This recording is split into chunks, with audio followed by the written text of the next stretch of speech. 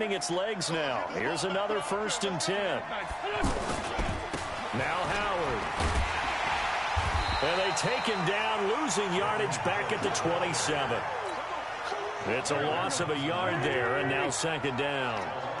Maybe just a slight detour on what's been a strong drive. Here's 2nd and 11. A 2nd down pass play there, but it's incomplete. That's very well timed there defensively because it's not a bad throw, but the collision came at the exact time he was reaching to bring in the football. Really, really well done. Decent offense, just better defense. I think you're right. An incomplete pass on that last play, and that means they'll need to come up with something here on 3rd down. Meanwhile, on 3rd down, they take a shot at the end zone, but it's incomplete. You can tell they were hoping for a flag there offensively. Several on the sideline motioning, hey, why not a penalty? Why not a penalty? What did you see? Yeah, I think you've got to let them play, and the officials are instructed. If there's contact coming from both sides, no flag. Let them fight it out. And forces 4th down. Well, that's something of a pick-me-up. The offense certainly has struggled, but they do get the field goal before half to put 3 on the board. Yeah, you don't want to be shut out, but let's face it, those 3 points, that's not going to solve all their problems either. Let's go.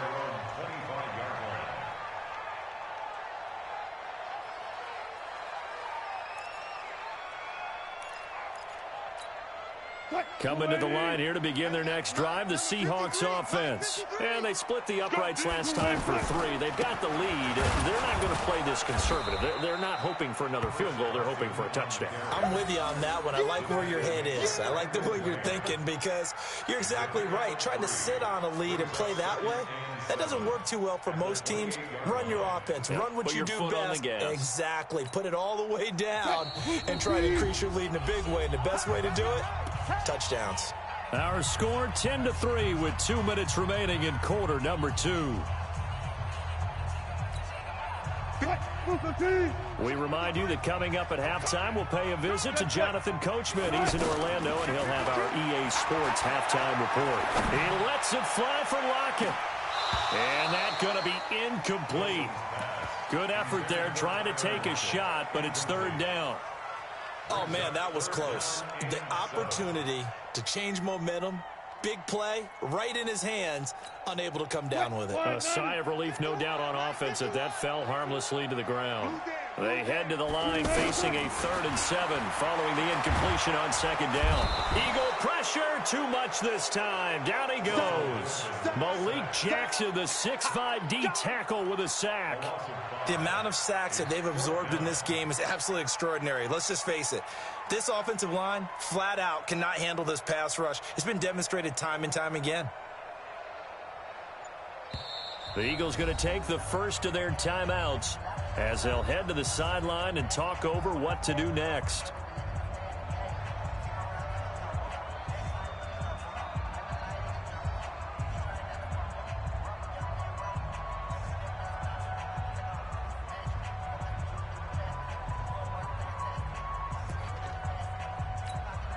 On 4th down, ready to punt, Michael Dixon. Back deep is Darren Sproles.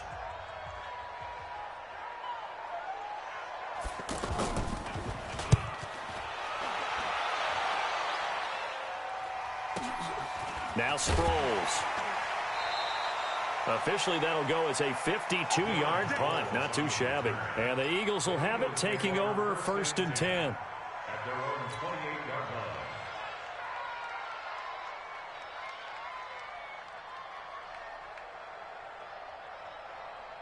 The Eagles offense set to begin their next drive. It's been very much a slow start for them. 3 drives and just the 3 points, CD. Yeah, if you're into the points per drive ratio, that answer is 1. And that's not going to get it done in a ball game. They've got to find a way to finish these drives in end zones, not having balls go through goalposts. The drive starting with a 1st down, 11 yards on that pickup. To throw, it's Wentz. Oh, a ball batted in the air, and now it's intercepted. Picked off at the 48. Well, there definitely was some juice on that pass. And while tight ends don't always have the same reputation for hands as wide receivers do, in this case, that ball was expected to be caught. Here's the Seattle offense ready to get this drive underway. A new life now following the late turnover. Maybe a chance for points here before the break. Yeah, pretty nice situation they find themselves in because they're really maybe one completion away from giving their kicker a shot, and that gives them a chance to get some points up on the board.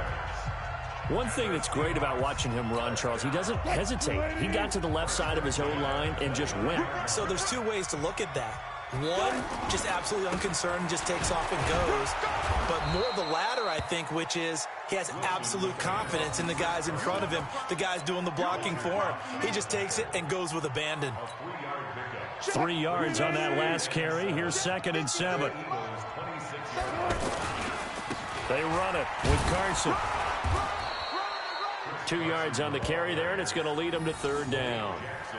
Early down stuff to put this offense in a precarious position. We know that securing the point of attack, especially against the big-bodied guys in the middle of this D, has got to be priority one. The Seahawks on 3rd down. Just 1 for 3 thus far. This will be 3rd and 5. And they'll burn the timeout with 5 seconds left. A chance to try to add 3 points before heading to the locker room. So on 3rd down, the field goal unit will come out as he'll try to get 3 before half. He connected on his first, this from 41. And this one is going to just tuck into the bottom left corner as he gets it to go.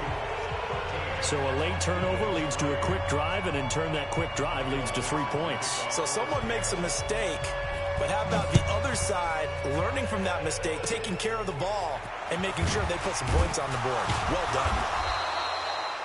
And okay, so much for our halftime break. Apparently we're going to get right back to it. All right, Coach, thank you, and we welcome everyone back for quarter number 3.